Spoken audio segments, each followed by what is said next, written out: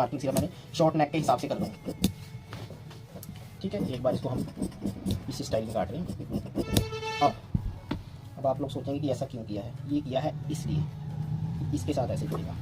ठीक है, अगर आपको भी ऐसा लगता है कि फ्रंट का हमने मार्किंग करने के बाद अगर हमारा फ्रंट पल्ला कट जाता है तो बैक पल्ला काटना बहुत ईजी है, उसको ऊपर रख के और सीधा कट जाता है, बट ऐसा नहीं है। फ्रंट पल्ले की कटिंग के लिए भी हमने जैसे बहुत सी चीज़ों को ध्यान में रखना है, बैक पल्ले को काटने के लिए भी हमने बहुत सी बातों को ध्यान में रखना है। ऐसा नहीं है कि फ्रंट पल्ले में ही मेन काम है हमारा और बैक तो सीधा उसके ऊपर रख के कट जाएगा, ऐसा कभी नहीं होता। बहुत सी इंस्ट्रक्शन होती है, मैं आपको बताता हूँ कि क्या क्या इस चीज़ का आपने ध्यान रखना है।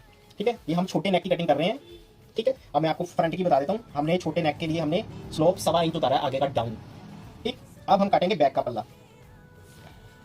ठीक, ये हो गया। अब ये यहाँ से 1.5 इंच जाएगा। अब यहाँ से बहुत सी बातों को ध्यान में रखना होता है, ऐसा जरूरी नहीं है। ये हमारा देखो कि आपस में कितना फर्क आ रहा है फ्रंट पल्ले का बैक पल्ले के साथ। ठीक है, यहाँ से हमने 1.25 इंच बाहर जाके एक बारी और इसको हमने इसके साथ एक बार मिला देना है। कटिंग का सबका अपना अपना मेथड होता है, बट अगर आप तरीके से करोगे तो आपकी कटिंग बिल्कुल परफेक्ट होगी। मैं आपको ये बता देता हूँ। अभी ये मार्किंग सिर्फ मैंने शॉर्ट नेक के हिसाब से कर दूँ। ठीक है, एक बार इसको हम इस स्टाइल में काट रहे हैं। अब आप लोग सोचेंगे कि ऐसा क्यों किया है, ये किया है इसलिए इसके साथ ऐसे जुड़ेगा। ठीक है, तो हमारी काट में आपस में फ़र्क ना पड़े, ये हमने इसके साथ कुछ इस तरह से मिलाना है।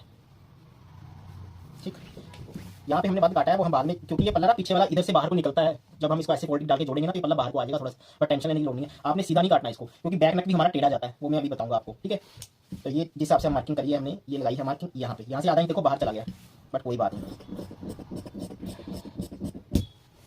ठीक है, ये हमारा जो पल्ला कटा है इसके साथ जुड़ेगा। जब ये जुड़ेगा तो ये मोटा बिल्कुल कंप्लीट आ जाएगा। जब इसकी फ्रंट की प्लेट पड़ेगी तो कोई भी दिक्कत नहीं आएगी। अब मैं आपको बता दूं कि हमारा अगर ये फ्रंट का हमने आगे से ब्रॉड 2.25 रखा है ना, पीछे से हम इसको 3.25 रखेंगे।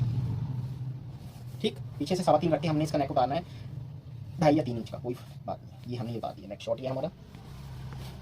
पीछे का नेक हम ब्रॉड रखते हैं फ्रंट वाले से।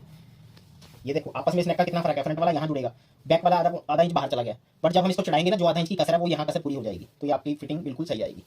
ठीक है, इस तरह से इतनी ब्रॉडनेस हमारे को मिल जाएगी बैक पल्ले से। ठीक है, तो कुछ इन टिप्स का आपने ध्यान रखना है। ये जो इतना बड़ा पल्ला है ना, ये अभी जब इसके साथ जुड़ेगा ना यूं करके, तो ये हमारा मोटा कंप्लीट होगा, तो हमारा ये यहाँ से बैक नेक भी कंप्लीट होगा। ठीक है, तो छोटे छोटे टिप्स होते हैं, इनको ध्यान में रखना होता है। ऐसा नहीं होता कि हमने फ्रंट पैटर्न काट लिया तो साथ ही हमने ऊपर रख के दबा दूसरा पल्ला काट दिया। छोटी छोटी बातों को ध्यान में रखना है, जिससे आपके काम में फिनिशिंग और फिटिंग परफेक्ट आएगी।